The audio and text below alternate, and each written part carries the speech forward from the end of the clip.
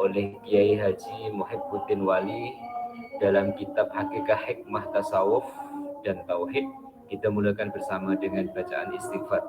Astaghfirullahalazim alladzi la ilaha illa huwal hayyul qayyum wa atubu ilaih.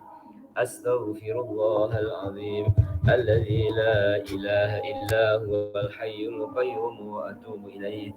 Astaghfirullahalazim الذي لا إله إلا هو الحي القيوم وأتوب إليه بسم الله الرحمن الرحيم والله الذي لا إله إلا هو الرحمن الرحيم الملك القدوس السلام المؤمن المهيمن العزيز الجبار المتكبر الخالق البارئ المصور الغفار القهار الوهاب الرزاق الفتاح العليم القابض الباسط الخافض الرافع المعز المذل السميع البصير الحكم العدل اللطيف الخبير الحليم العظيم الغفور الشكور العلي الكبير الحفيظ المقيت الحسيب الجليل الكريم الرقيب المجيب الواسع الحكيم الودود المجيد البائس الشهيد الحق الوكيل القوي المتين الولي الحميد المحصي المبدئ المعيد المحيي المميت الحي القيوم الواجد الماجد الواحد الأحد الصمد القادر المقتدر المقدم المؤخر الأول الآخر الظاهر الباطن الوالي المتعالي البر التواب المنتكم العفو الرؤوف ملك الملك ذو الجلال والإكرام المقسط الجامع الغني المغني المعطي المانع الضار النافع النور الهادي البديع الباقي الوارث الرشيد الصمد الذي لم يلد ولم يولد ولم يكن له كفوا أحد ليس كمثله شيء وهو السميع البصير الفاتحة أعوذ بالله من الشيطان الرجيم بسم الله الرحمن الرحيم الحمد لله رب العالمين الرحمن الرحيم مالك يوم الدين إياك نعبد وإياك نستعين اهدنا الصراط المستقيم صراط الذين أنعمت عليهم غير المغضوب عليهم ولا الضالين آمين بسم الله الرحمن الرحيم اللهم أنت السلام ومنك السلام وإليك يعود السلام فحينا ربنا بالسلام وادخلنا الجنة دار السلام تبارك ربنا وتعالى يا ذا الجلال والإكرام برحمتك يا أرحم الراحمين وسلام على المرسلين والحمد لله رب العالمين اللهم ارزقنا حبك وحب من أحبك وحب ما يقربنا إلى حبك يا الله وصلى الله على سيدنا محمد وعلى آله وصحبه وسلم والحمد لله رب العالمين. A'udzu billahi minasyaitonir rajim. Berlindung kepada Allah dari godaan dan tipu daya syaitan yang direjam. Bismillahirrahmanirrahim. Dengan menyebut nama Allah, Tuhan yang Maha Pengasih di dunia dan di akhirat, dan Tuhan yang Maha Pengasih di akhirat saja. Alhamdulillahirabbil alamin. Segala puji bagi Allah, Tuhan Sang Pencipta bagi alam semesta. Jamaah pengajian Kitab Al-Hikam, Hakikat Hikmah Tauhid dan Tasawuf yang berbahagia dan semoga sentiasa dirahmati oleh Allah Subhanahu wa taala. Di minggu yang telah berlalu kita tidak dapat untuk menyambung pengajian karena majelis Tawajuan Thariqah Saziliyah di hari Ahad setiap sebulan sekali. Pada kesempatan pagi ini Allah memberi ruang kesempatan untuk kita berada dalam majlis ilmu di tempat kita masing-masing, berada di majlis ilmu, mengenali sebahagian ilmunya Allah dalam dunia tasawuf, mengenali sebahagian ilmunya Allah dalam dunia kerohanian. Kalau kita sudah pernah hatam kitab Fathur Rabbani wa Faidur Rahmani li Syekh Abdul Qadir Al-Jilani, kini kita belajar bersama kitab Al-Hikam yang disusun oleh Ibnu Athaillah Al-Askandari rahimahullahu ta'ala alaih, dengan kitab rujukan kita, kitab yang disusun oleh Kiai Muhibbuddin Wali, dan pagi ini menyambung halaman atau muka surat yang ke-29. Kita masih lagi mengkaji tentang tanda-tanda tertutupnya mata hati. Dari satu sisi, pandangan kerohanian terhadap tertutupnya mata hati adalah saat kita disusahkan diri kita atau hati kita dengan sesuatu yang telah dijamin oleh Allah Subhanahu wa Ta'ala. Karena mustahil bagi Allah menciptakan makhluk kemudian dibiarkan. Mustahil bagi Allah menciptakan manusia, menciptakan kita, kemudian tidak diuruskan, tidak dicukupkan. Bahkan dalam pujian kita kepada Allah di ayat kedua suratul Fatihah, Alhamdulillahirabbil alamin, segala puji bagi Allah, Tuhan Sang Pencipta alam semesta, dalam terjemah berbahasa Melayu. Rabbul alamin, Rabb itu pentadbir, yang mengatur, yang mengurus, yang menentukan makhluk yang diciptakan. Karena memang tidak ada sang pencipta, melainkan hanya Dia. Tidak ada sang pencipta, melainkan hanya Allah Subhanahu wa Ta'ala. Jadi Allah pasti mencukupkan makhluknya, mengatur makhluknya, melindungi makhluknya. Hanya perlu dan harus kita ketahui bersama bahwa Allah Tuhan yang Maha Baik menghendaki makhluknya itu menjadi baik dengan cara Allah. Kadang kita dengan akal yang Allah Ta'ala beri, seakan-akan kita ada cara dalam menyikapi hidup ini. Perlu dengan rezeki kita kerja, perlu makan kita belanja, atau keperluan-keperluan yang lain. Ternyata di sebalik keperluan kita ada Allah yang mengatur keperluan hambanya. Ada Allah yang mentadbir alam semesta. Ada Allah yang memperhatikan kita. Ada Allah yang menjamin kita. Nah, sesuatu yang telah dijamin oleh Allah Ta'ala, kemudian orang tersebut disusahkan dengan sesuatu itu, tandanya mata hatinya masih tertutup. Praktiknya bagaimana? Ya, kita menghadapi dan kita menyikapi. Muslimin dan muslimah dulu pernah sama-sama latihan. Contoh, tanya terhadap diri sendiri. Saat kita makan, siapa yang suruh makan? Pasti akan menemukan jawabannya bukan orang, bukan ayah yang suruh kita makan, bukan anak yang suruh kita makan, tapi akan menemukan jawaban Allah. Seperti sekarang, siapa yang suruh ngaji? Insya Allah jawaban kita sama, Allah yang suruh kita ngaji. Apa tandanya? Allah Ta'ala suruh, Allah beri kesehatan, Allah beri kelapangan, Allah beri kekuatan, Allah beri kemudahan. Ini adalah tanda Allah Ta'ala suruh. Dan mustahil Allah Ta'ala menyuruh jika Allah Ta'ala tidak mencukupkan atau tidak mengatur fasilitas untuk dapat melakukan apa yang disuruh. Contoh dalam syariat, untuk mengangkat hadas kecil kita harus wudhu. Allah suruh kita wudhu. Sebagaimana di surah Al-Maidah, ya ayyuhalladzina amanu idza qumtum ilas sholati faghsilu wujuhakum, sampai akhir ayat. Ayat yang menunjukkan kewajiban kita berwudu. Allah suruh kita wudu, pasti Allah menyiapkan air untuk kita wudu. Sampai ada plan B. Jika tidak ada air, Allah Ta'ala atur. Fa illam tajidu ma'an fatayammam. Jika kamu tidak mendapati air, maka bertayamum. Tayamum menggunakan apa? Tanah. Allah siapkan tanahnya. Dan hal-hal yang lain dalam aspek kehidupan kita, Allah suruh, pasti Allah menyiapkan hamba, menyiapkan sesuatu yang diperlukan oleh hamba untuk melaksanakan perintahnya. Allah suruh sholat, menutupkan aurat, Allah Ta'ala beri baju, beri pakaian.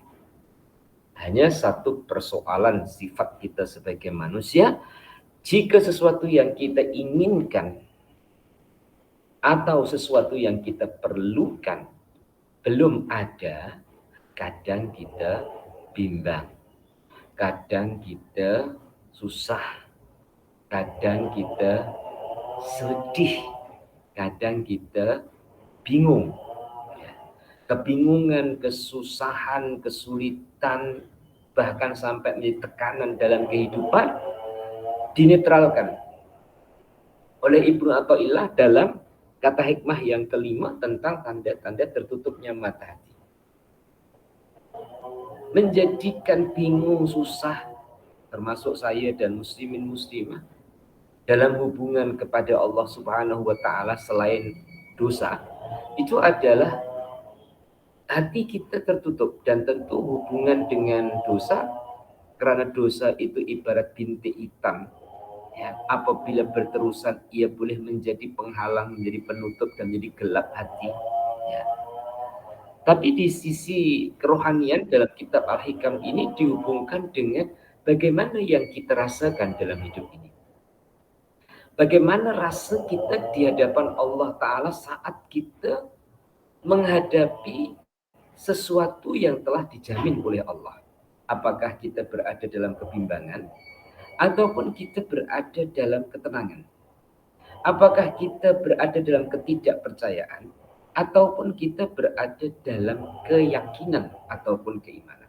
Insya Allah dengan sedikit demi sedikit saling mengingatkan saya terhadap diri saya, terhadap muslimin muslimah sekalian melalui kitab ini, kita akan dapat memposisikan kedudukan hati kita saat berhadapan dengan kehendak Allah Subhanahu wa Ta'ala. Kita sambung di muka surat 29, surah Az-Zariyat, ayat 57 dan 58. Ayat 56 sudah pada pertemuan 2 minggu yang lalu, yaitu wa ma khalaqtul jinna wal insa illa liya'budun. Kemudian disambung dengan ayat ma uridu minhum mir rizqin wa ma uridu ayyut'imun. Disambung lagi dengan ayat innallaha huwar razzaqu dzul quwwatil matin. Ma uridu, aku tidak menghendaki, minhum, dari mereka, miriskin, dari rizki, wa ma uridu, dan aku tidak menghendaki ayut imun, supaya mereka memberi aku makan. Innallaha, sesungguhnya Allah, huwa adalah Allah, ar-razzaq, Tuhan yang maha pemberi rizki, zul quwwatil matin, yang mempunyai kekuatan yang teguh, yakni yang luar biasa. Muslimin yang dirahmati oleh Allah, Allah dengan ketegasannya tegas menjelaskan di hadapan hamba-hambanya, khususnya di hadapan kita manusia yang dilebihkan oleh Allah dengan akal untuk kita berpikir, bahwa kita dengan Allah beza. Maka kita kenali Allah dari sifat 20 yang wajib kita kenali sebagai peringkat awal mengenal Allah. Salah satu dari 20 sifat wajib bagi Allah adalah mukhalafatul hawadis. Tidak sama dengan makhluk. Kalau makhluk itu perlu rezeki, Allah Ta'ala pemberi rezeki. Sama-sama kita pegani. Kita perlu rezeki, Allah pemberi rezeki. Berarti keperluan kita terhadap rezeki adalah penyambung rasa perlu kita kepada Allah Subhanahu wa Ta'ala. Ya.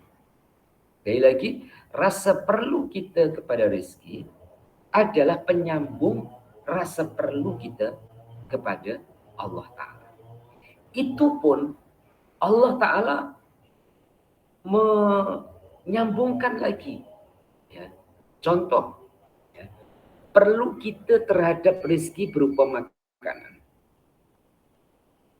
Makanan ada, kita tetap perlu dengan peralatan untuk makan, dengan organ dan anggota untuk mengunyah makanan, sampai setelah kita makan perlu kita untuk pembuangan terhadap makanan yang tidak diperlukan oleh badan. Jadi dalam perhatian dan dalam rasa yang kita rasakan, kita tidak ada waktu yang tidak perlu Allah. Nah, itulah hamba, itulah makhluk, itulah bezanya dengan Allah. Allah tak perlu itu semua. Karena Allah berdiri dengan zatnya sendiri, yakni qiyamu binafsihi, dan Allah mukhalafatul hawadisi, tidak sama dengan makhluk yang baru. Maka Allah Ta'ala sebut, innallaha huwar razzaqu dzul quwwatil matin. Allah itu Tuhan yang Maha memberi rezeki, tidak minta rezeki, tidak minta makan. Allah yang bagi rezeki, Allah yang bagi makan. Dan Allah itu dzul quwwatil matin, yang punya kekuatan yang luar biasa. Dan adalah sememangnya Allah Subhanahu wa Ta'ala meletakkan kita di bumi, ya, sebagai tempat tinggal kita yang sifatnya sementara, 60, 70, 80 tahun, untuk kita saksikan Allah hebat. Allah Maha hebat. Dan melihat ciptaannya di alam ini, melihat ciptaannya di bumi, Masya Allah. Ada yang kita kenali namanya, ada yang kita tak kenal namanya.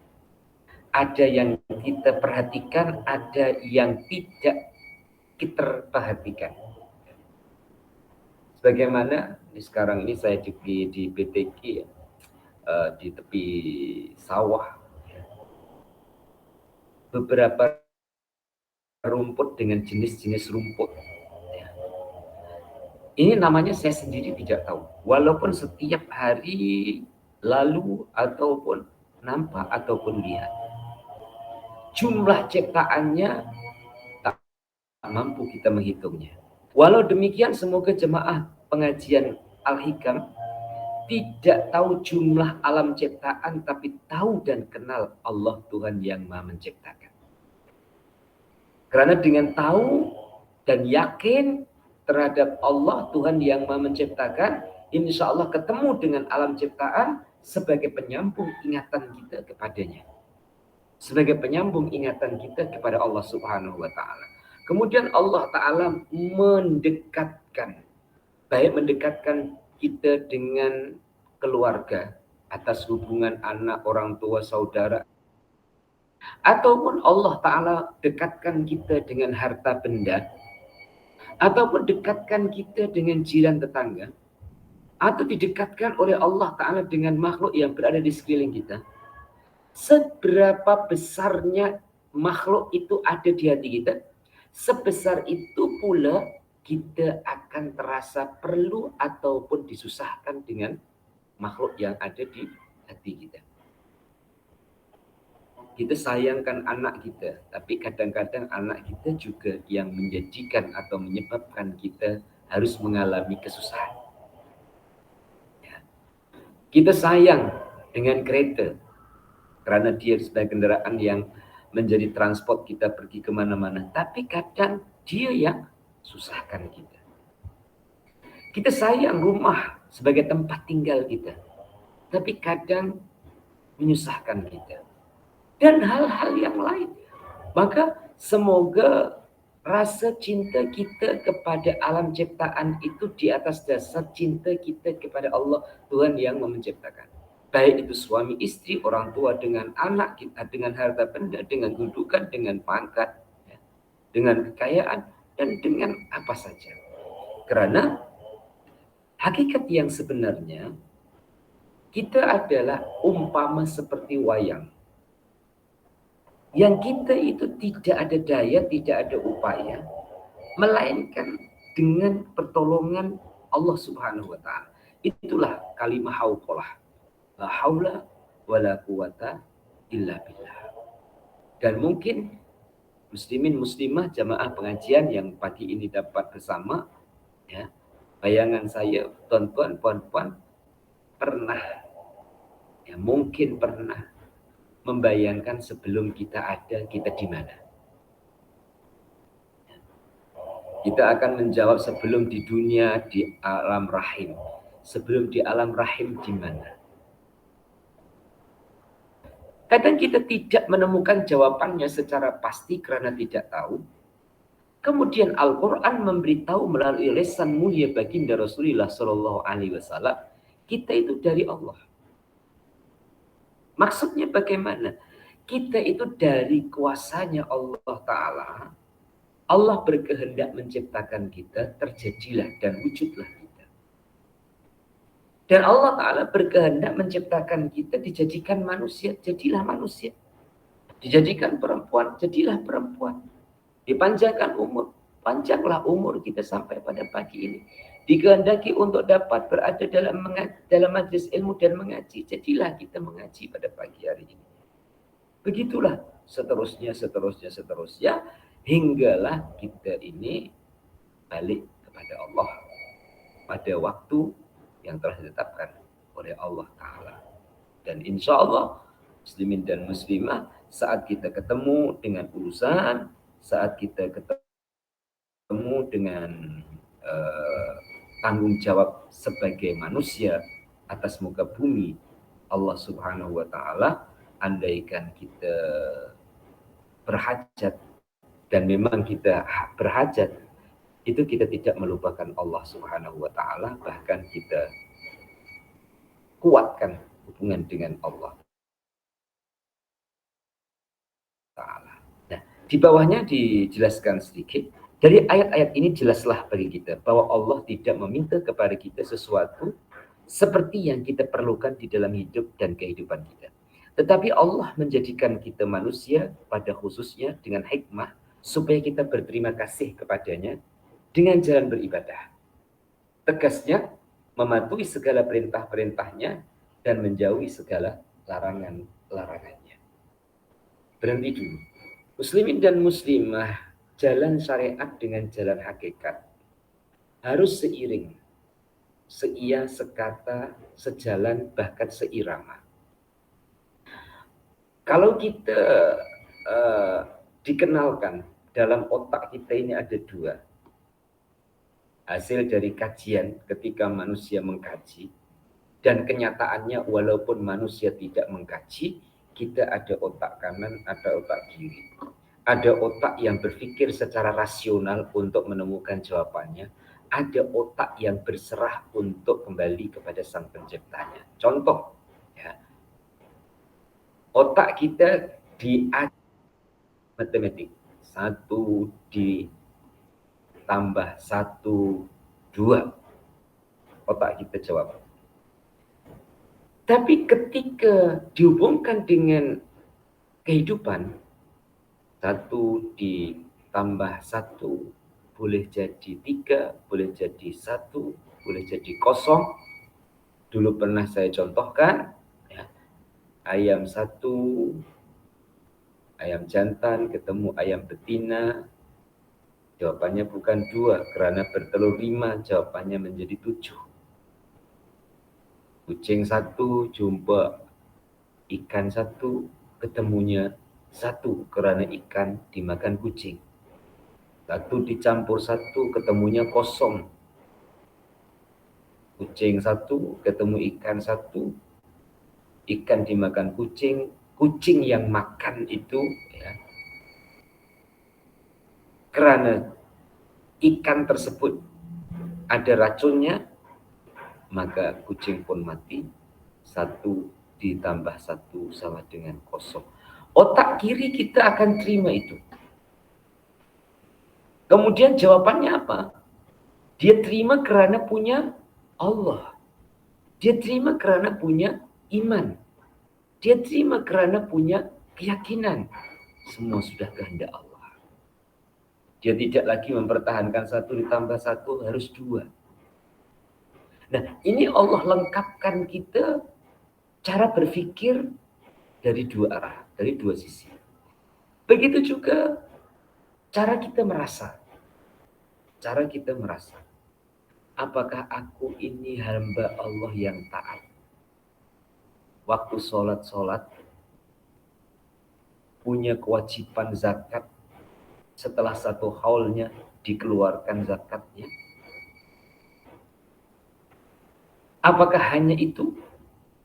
Ternyata harus diiringi dengan hakikat. Sejauh mana ketika kita sholat itu adalah sholat? Atau ketika kita sholat hanya sekadar menggugurkan kewajiban karena sholat itu hukumnya wajib. Atau sholat adalah kesadaran kita sebagai hamba tunduk patuh dan khidmat kepadanya. Syariat diiringi dengan hakikat. Kemudian ketika kita menghadapi suasana yang berubah, siang menjadi malam, malam menjadi siang, bagaimana yang kita rasakan? Apakah kita menolak ataupun kita terima? Kalau kita terima, itu tandanya taat. Kalau kita tolak, tandanya maksiat. Insya Allah, mungkin ini mudah. Malam kita terima malam. Ya. Puan-puan nggak pernah komplain kenapa datang malam.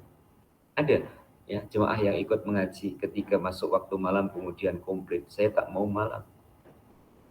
Rasanya tidak ada. Kemudian kita bawa lagi ketika kita senang dan ketika kita susah. Apakah kita terima atau kita tolak? Kita terima, itu tandanya taat. Kita tolak, itu tandanya maksiat. Oleh itu, muslimin dan muslimah, ibadah dari sisi syariat atau dari sisi hakikat kembali kepada satu titik yang namanya ikhlas. Keikhlasan kita kepada Allah itulah yang insya Allah saat melaksanakan apa saja yang kita laksanakan, saat menghadapi apa saja yang kita hadapi, yang terpandang adalah kehendaknya Allah. Ya. Bukan yang terpandang adalah kitanya, tapi Allah dengan segala kehendaknya. Di bawahnya, perlu kita ketahui tanda-tanda orang yang tenggelam dalam berusaha pada apa yang telah dijamin oleh Allah. Tanda-tandanya ialah satu, at-ta'sufu 'alal ghaib, yang artinya penyesalan apabila sesuatu yang telah diberikan oleh Allah dicabut kembali olehnya. Apakah dengan jalan hilang dicuri orang, dibinasakan dengan datangnya banjir, atau musnah ditelan api, dan lain-lain sebagainya. Ini tandanya mata hati kita tertutup, ya, dan kita terlalu dengan diri kita, bukan dengan Allah. Ditandai nomor satu, at-ta'assufu al-ghaib, rasa kecewa ataupun menyesal terhadap sesuatu yang dicabut kembali oleh Allah. Tentu ini perlu dijelaskan bahwa sesuatu yang diambil kembali oleh Allah Ta'ala saat kita masih memerlukan. Ya, kalau umpama diambil oleh Allah saat kita rasa tidak perlu, mungkin tidak jadi berat. Ya. Tidak, rasanya tidak berat, tapi saat kita perlu kemudian diambil oleh Allah, ini yang kita terasa berat. Nah, saat kita terasa berat itu, muslimin muslimah, bagaimana supaya ringan? Karena terasa berat kita itu dipengaruhi dengan tertutupnya mata hati kita. Supaya terasa ringan, dikembalikan kepada Allah Subhanahu wa Ta'ala. Maka pernah saya sampaikan, di dunia ini tidak ada barang hilang. Apalagi di era dulu saya di Salam, kemudian ada yang kehilangan, datang ke rumah, barang hilang, dan lain-lain. Dengan optimis saya mengatakan atas nama Allah bahwa barang tidak hilang, hanya pindah tangan. Ya. Begitu juga pada saat dicuri orang ataupun ditipu oleh orang. Allah Subhanahu wa Ta'ala berkehendak untuk mengampuni kita dengan jalan itu. Berkehendak untuk memuliakan kita dengan jalan itu. Catatannya, sabar dan reda. Terima dengan lapang dada. Dari sekian yang ikut pengajian, siapa yang ingin hartanya dicuri orang? Tentu tidak ada. Tapi Allah Subhanahu wa Ta'ala menganjurkan kita untuk bersedekah, mewajibkan kita untuk keluarkan zakat. Sama-sama lepas dari tangan dicuri orang, dengan sama-sama lepas dari tangan disedekahkan atau dizakatkan, pilih mana? Muslimin dan muslimah pasti pilih yang kedua. Lepas dari tangan kita disedekahkan, lepas dari tangan kita dizakatkan, dibandingkan dengan lepas dari tangan kita karena ditipu orang atau dicuri orang. Tapi kadang manusia legal, kewajibannya tidak ditunaikan. Anjuran Allah Ta'ala tidak diindahkan. Maka Allah Ta'ala dengan caranya mengambil kembali dengan cara Allah Subhanahu wa Ta'ala itu. Jadi nomor satu, tanda ini kita tepuk dada, tanya diri apakah demikian. Dan memang sifat manusia ada rasa menyesal. Tapi ada ubat penyesalan atau ubat yang menetralkan kita kembali bahwa dari Allah kembali kepada Allah. Jika susah tidak sampai putus asa, yakni sampai down. Begitu juga saat senang tidak sampai lupa kepada penciptanya. Tanda yang nomor 2 adalah faktu taqwa fit tahsil. Artinya apa? Tidak ada takwa dalam hati dan tindak tanduk pada menghasilkan rezeki yang dicari. Pendeknya asal uang masuk, haram dan halal ditelan semua. Tidak ada perhatian khusus. Tidak hati-hati, tidak diteliti apakah ini halal ataupun haram. Bukan asal mendapatkan, tapi bagaimana cara atau jalan untuk mendapatkan. Dan yang kedua ini, insya Allah dalam apapun usaha-usaha kita, kita berusaha untuk mengambil bagian rezeki dari jalan yang halal. Sama-sama mendapatkan, tapi jalannya beda. Itu kesan Allah pun berbeza. Jalan yang halal berarti jalan menuju ridhonya. Jalan yang tidak halal berarti jalan murkanya. Walaupun sama-sama terima. Seperti kisahnya Sayyidina Ali. Ketika pergi pasar, bawa unta. Kemudian sebelum masuk pasar, unta beliau dititipkan kepada seorang pemuda. Biasanya unta itu ada talinya. Unta itu dititipkan kepada pemuda, Sayyidina Ali pun masuk pasar. Seorang pemuda yang dapat amanah dari Sayyidina Ali untuk jaga untanya, dia curi. Dia jual tali unta itu, tali yang mengikat leher unta itu dengan harga 5 dirham. Kemudian dia pergi, unta ini tinggalkan. Ketika Sayyidina Ali keluar dari pasar menanyakan, mana budak yang saya amanahkan untuk jaga unta. Orang bercerita, dia ambil tali unta kemudian dia jual. Sayyidina Ali menjawab, andaikan dia tidak ambil tali unta untuk dijual dengan tujuan mendapatkan uang, saya sudah siapkan upah baginya untuk menjaga unta saya.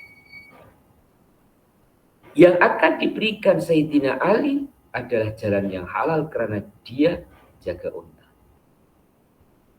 Yang ia jual tali unta itu jalan yang haram. karena dia curi. Sama-sama mendapatkan. Kalau dilalui dengan jalan yang halal, maka rezeki itu halal. Tapi kalau dilalui dengan cara yang tidak halal, maka rezeki itu tidak halal. Nah, tanda orang yang terbuka mata hatinya, yakni tidak tertutup mata hatinya kepada Allah adalah saat ia mengambil bagian rizkinya, dia tetap memperhatikan jalan halal dan haram. Yang ketiga, al-ghaflatu anil huquqi muta'akkidatin fis sababi. Ya artinya lalai dari kewajiban yang menjadi hak kita yang tak dapat tidak pada sebabnya ada rezeki itu. Dengan kata lain, dapat dikatakan bahwa saking asyiknya ia dengan perusahaannya atau pekerjaannya sehingga lupa sembahyang, puasa dan lain-lain sebagainya. Ini tanda yang ketiga, al-ghaflah, lalai. Fokusnya ia terhadap sesuatu yang diinginkan. Menyebabkan kewajiban yang diwajibkan itu lalai. Atau terabaikan. Atau tidak dikerjakan. Pengembangan dalam penjelasan ini adalah kewajiban terhadap pemberian Allah Ta'ala untuk kembali kepada Allah itu di setiap pemberian. Contohnya Allah berikan kita panjang umur. Allah wajibkan kita untuk sholat sepanjang umur. Allah bagi rezeki. Allah wajibkan untuk keluarkan zakat dari sebagian rezeki. Dan pemberian-pemberian Allah Ta'ala lainnya. Jadi ketika mengejar bagian rezekinya, kemudian lupa kewajibannya, ini menandakan tertutup mata hatinya. Diteruskan di bawahnya. Kemudian tanda-tanda bagi hamba-hamba Allah yang tidak pusing, tidak tenggelam dalam pekerjaannya, tetapi biasa saja. Sehingga meskipun ia berusaha, namun ada batas-batasnya. Maka tanda-tandanya ialah ada 3 bulan. Satu, ar-ridho bil waqi. Ridho pada apa yang terjadi.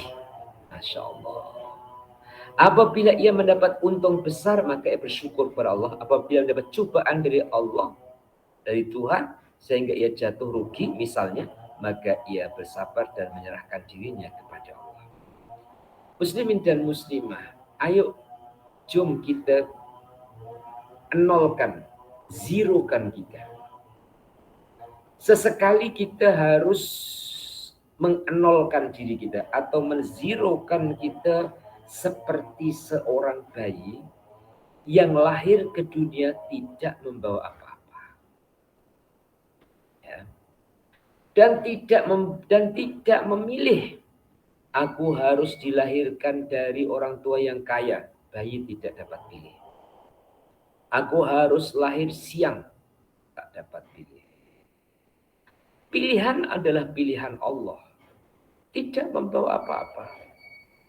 Kemudian manusia dikasih nafsu, keinginan. Menginginkan sesuatu diberi.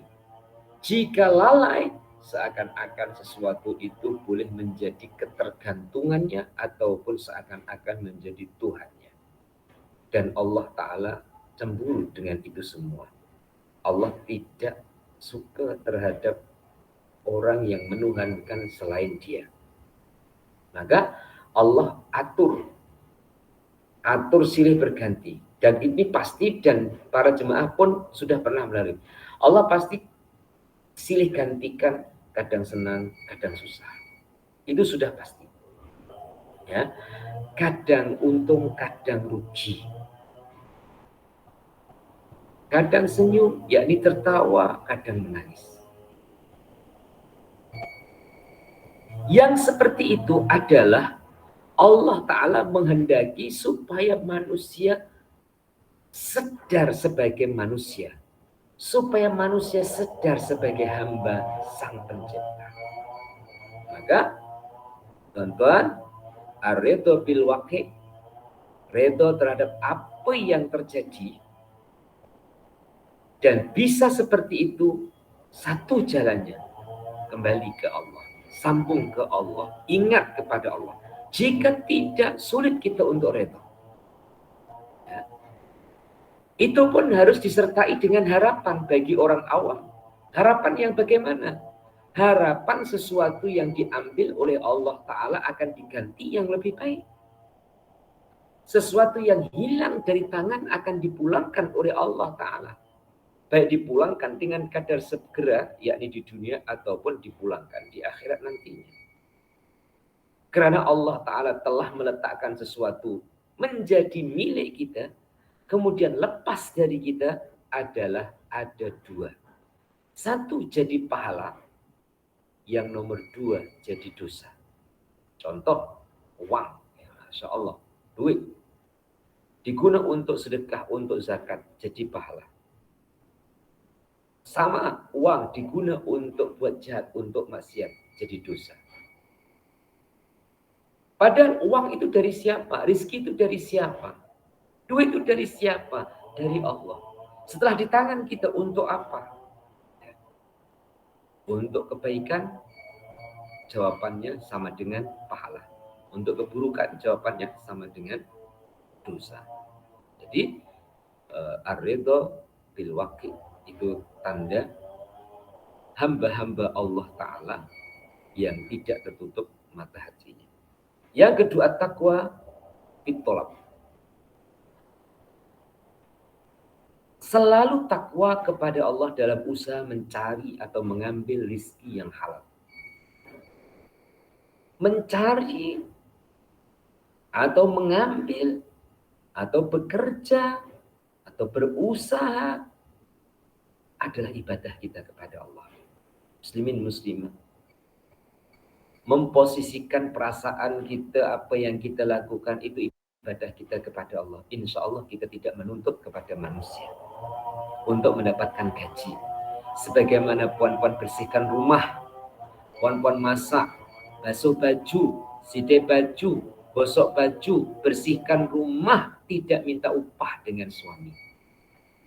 Tidak pun mengambil kira kerja sekian jam, abang kena kasih upah saya sekian. Kenapa? Mungkin jawaban secara umumnya adalah karena itu kewajiban sebagai seorang istri. Tapi sebenarnya di sebalik itu karena percaya. Khususnya jamaah Al-Hikam. Karena percaya ya tenaga yang kita keluarkan, waktu yang kita peruntukkan itu adalah ibadah kita kepada Allah dan pasti ada nilai positif di sisi Allah Subhanahu wa Ta'ala. Muslimin dan muslimah, saya teringat ada seorang hamba Allah Ta'ala yang saya ceritakan ini sudah meninggal. Semoga dirahmati oleh Allah Ta'ala. Namanya Dimyati. Ya, masih bau saudara. Dia itu tidak punya pekerjaan. Ya, artinya tidak punya pekerjaan, dia kurang sehat. Masih boleh naik basikal. Datang ke rumah saudaranya, menawarkan untuk pijit badan, menawarkan untuk pekerjaan yang mampu dia lakukan. Kadang malah rumah ayah saya dulu, kemudian menawarkan saya pijit biar hilang lelah dan lain-lain. Tapi di sebalik itu, muslimin dan muslimah, sebagai sifat manusianya dia sedang memerlukan sesuatu yang diperlukan untuk keluarganya. Tapi dia tidak mau meminta-minta. Dia akan melakukan sesuatu yang mampu dilakukan. Muslimin dan muslimah, lebih baik manakah orang yang datang meminta dengan orang yang datang memberi tawaran untuk dia dapat melakukan sesuatu yang dapat dilakukan? Tentu yang nomor dua. Karena Allah Subhanahu wa Ta'ala beri kepadanya kemampuan untuk melakukan sesuatu yang mampu dilakukan, maka dia lakukan. tentang berapa, tentang rizkinya diserahkan kepada Allah. Dan itu juga ada dalam Al-Quran. Cerita yang hampir serupa, dan tentu Al-Quran lebih sahih, lebih benar daripada cerita yang saya ceritakan tentang orang tersebut. Al-Quran menceritakan tentang Nabi Musa. Nabi Musa ya, ketika pukul orang Bani Israel, bukan tujuan membunuh, tapi mati. Ya. Dikejar oleh pasukannya Firaun. Kemudian Nabi Musa lari ya, keluar dari Mesir menuju ke Madian, ke Jordan. Dengan tidak membawa apa-apa. Lumrah lazimnya manusia itu kalau sudah sekian jam, 10 jam umpama, 12 jam atau 1 hari tak makan, itu lapar. Jadi Nabi Musa lapar. Nabi Musa lapar, Nabi Musa melakukan sesuatu yang boleh dilakukan oleh Nabi Musa.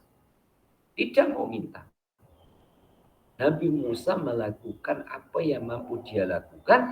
Dalam kisah dalam surah Al-Qasas itu Nabi Musa membantu penggembala kambing wanita. Membantu untuk meminumkan kambing-kambing yang digembalakan. Ternyata wanita yang ditolong, 2 orang wanita yang ditolong, anaknya Nabi Syuaib itu, terima kasih pun tidak, apalagi kasih upah. Padahal Nabi Musa itu lapar. Dan Nabi Musa melakukan hal yang mampu dilakukan. Karena Allah. Maka apa Nabi Musa munajat ke Allah? Rabbi inni lima anzalta ilayya fakir.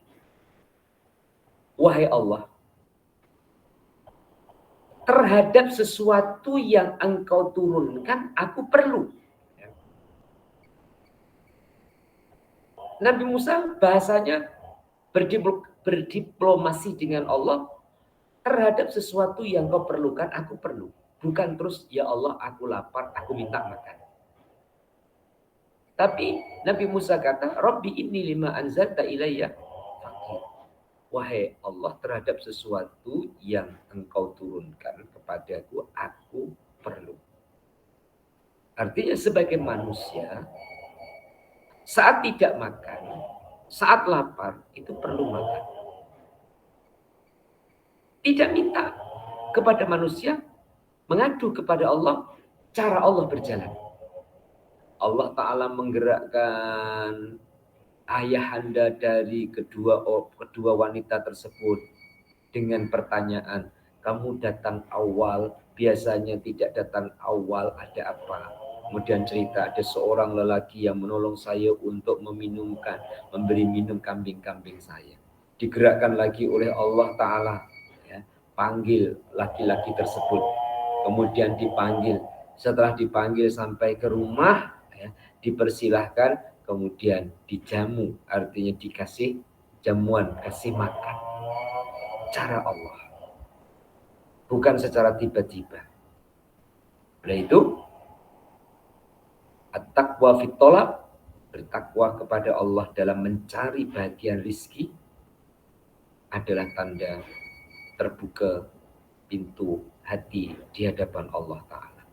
Nah sekarang muslimin dan muslimah sesuai dengan umurnya masing-masing ataupun sesuai dengan kondisinya masing-masing, ya, sebagai seorang istri yang berada di rumah, memberi izin ataupun mendoakan kepada suami yang bekerja. Begitu juga sebaliknya, suami yang bekerja mendoakan kepada istri yang menjaga anak-anak di rumah, saling mendoakan. Dari kedua-duanya yang saling mendoakan, rizki yang diperolehi dan pekerjaan yang ditekuni bertambah berkah untuk diri dan kepada orang yang berada dalam jagaan. Yang ketiga, hifdzul adab fil asbab.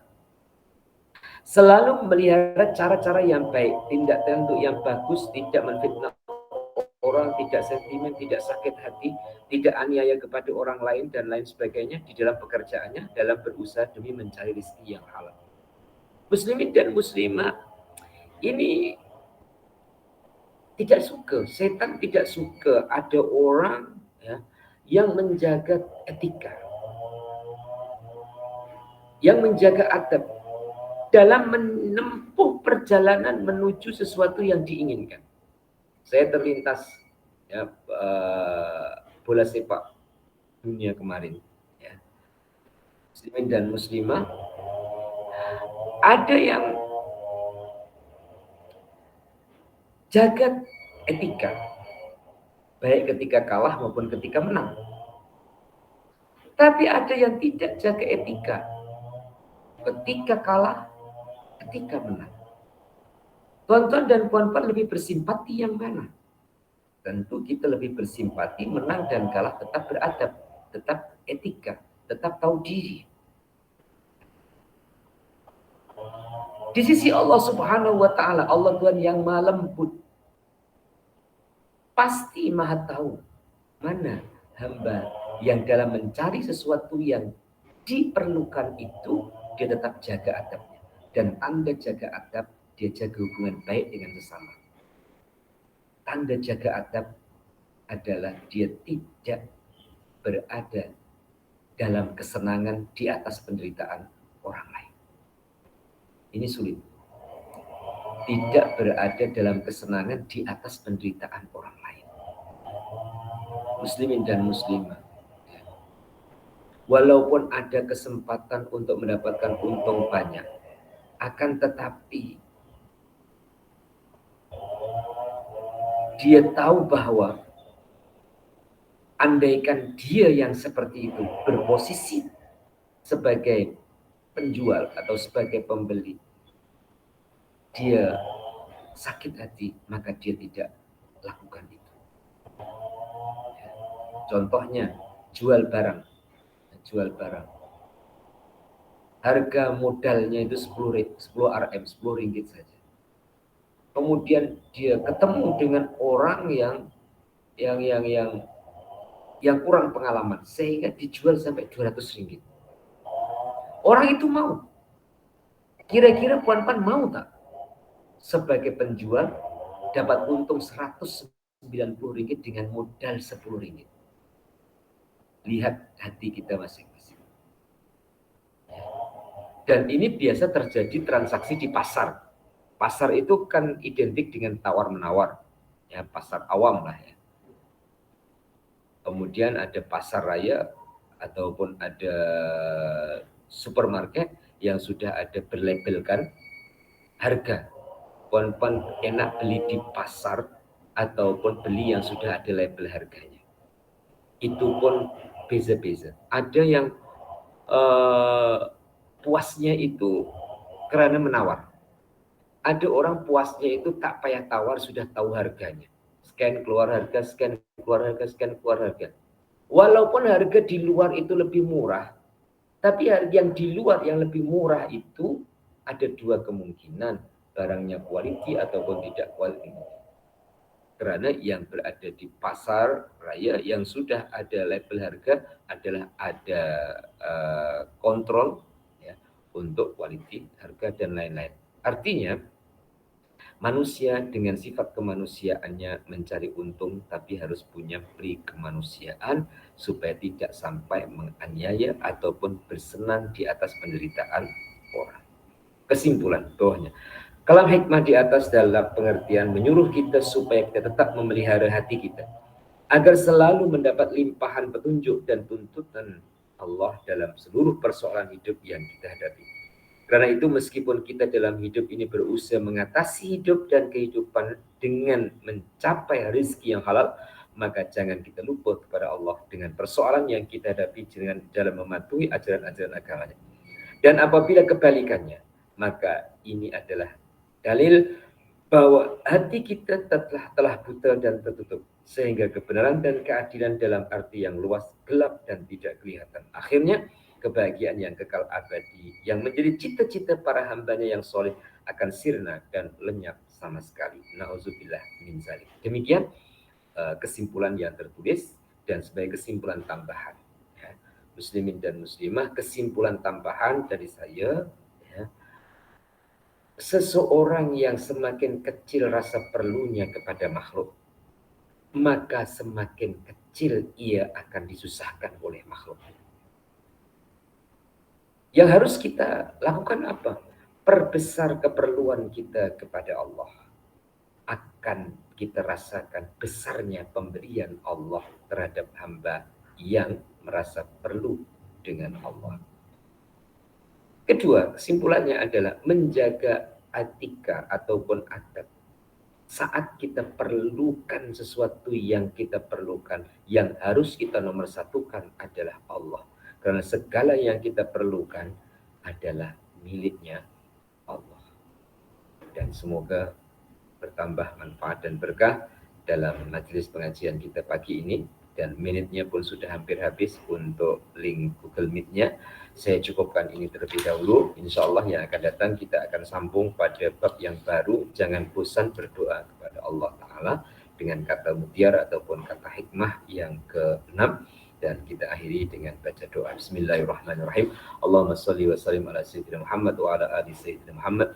Alhamdulillahirabbil alamin. Allahumma rzuqna ilman nafi'ah wa amalan shalihan maqbula wa rizqan halalan thayyiban wa siyam barakat. Allahumma ighfir lana dzunubana wa liwalidayna wa li jami'il huquqil wajibati alaina wa li muallimina wa li masyayikhina wa li jami'il muslimin wal muslimat wal mu'minin wal mu'minat al ahya'i minhum wal amwat. Wa sallallahu ala sayyidina Muhammad wa ala alihi wa sahbihi wa sallam. Alhamdulillahirabbil alamin.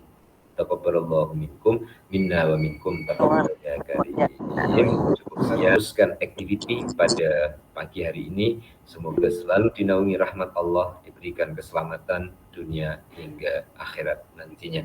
Adanallahu wa iyyakum ajmain. Assalamualaikum warahmatullahi wabarakatuh.